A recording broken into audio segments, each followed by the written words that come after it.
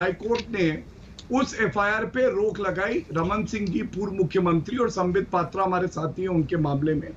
और इनसे ये पूछिए कि ऐसा क्यों है कि राहुल गांधी बिना तथ्यों की जानकारी लिए, और मेरे हाथ में देखिए गाजियाबाद पुलिस का स्पष्टीकरण है जिसमें उन्होंने बताया ये धार्मिक का मामला नहीं है कि यहाँ सांप्रदायिकता फैलाई जा रही है, बल्कि ये दो गुटों में आपसी जो उनके मतभेद है उसका मामला है। ये स्पष्टीकरण राहुल गांधी ने क्यों नहीं देखा? और वो बात करते हैं कि भाई सच्चे राम भक्त कौन होते हैं, तो क्या सच्चे राम भक्त वो होते हैं जो बंद गले के सूट पे जनेऊ पहन लेते हैं, या कहते हैं मंदिर में लड़के लड़कियां छेड़ने जाते हैं, या भगवान राम को काल्पनिक बता देते हैं?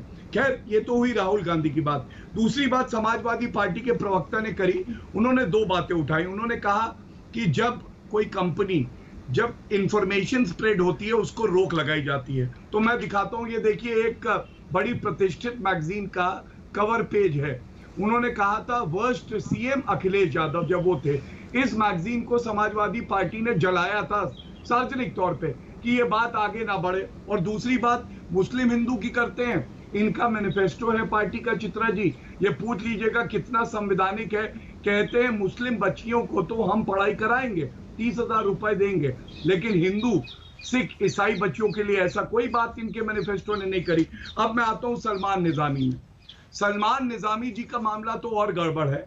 सलमान निजामी जी को भी देखना चाहिए था कि गाजियाबाद पुलिस ने क्या लिखा, उसके बाद ट्वीट करना चाहिए था। लेकिन इनके कुछ पुराने ट्वीट हैं जिसपे ये कहते हैं कि आई हेट इंडिया, और जो शहीद अफजल गुरु हैं उनको फांसी हुई गलत। अब ये हाथ पे ट्वीट है। इस तरह के ट्वीट कोई डालेगा, बीच में नहीं बोले, बीच में नहीं बोले, कोई बात नहीं। चित्रा जी प्लीज, चित्रा जी मैं चुप हो जाता हूँ, मैं चुप हो जाता हूँ, मैं चुप हो जाता हूँ। मेरे पास ऑर्डर पड़ा हुआ है प्लीज। सलमान निजामी जी एक सेकंड, उनकी बात पूरी हो जाए उसके बाद आप बोलिएगा जल्दी से। गौरव भाटिया जी। हाँ, इनके ट्वीट है। दूसरा ट्वीट कहता है कि कश्मीरी पंडितों को भगाना बीजेपी की साजिश थी, ऐसा कुछ हुआ नहीं था। अब आप बताइए इससे क्या सांप्रदायिक दंगे नहीं हो सकते? तीसरा ट्वीट जो मैंने अभी चुप करा लीजिए प्लीज। चित्रा जी ये गलत बात, मैं आपको कह रहा हूं दिन दहाड़े ये गलत लोगों को पीटा जा रहा है, उसमें सलमान निजामी साहब यहाँ पर विवाद तो व्यक्तिगत था ना सर। व्यक्तिगत विवाद को अगर इस तरह से आप लोग तूल देंगे और वो भी पुलिस का वर्जन सामने आने के बाद, इस पर आप जवाब दीजिएगा। आपके खिलाफ तो एफआईआर हो गई है साहब, ठीक है, इस पर आप बोलिएगा। एक बार उनकी बात पूरी हो जाए, एक बार जल्दी से गौरव जी, जल्दी से। ठीक है, ठीक है सलमान निजामी जी, ठीक है। कारपेंटर चित्रा जी धन्यवाद। बस मैं अंत करूंगा।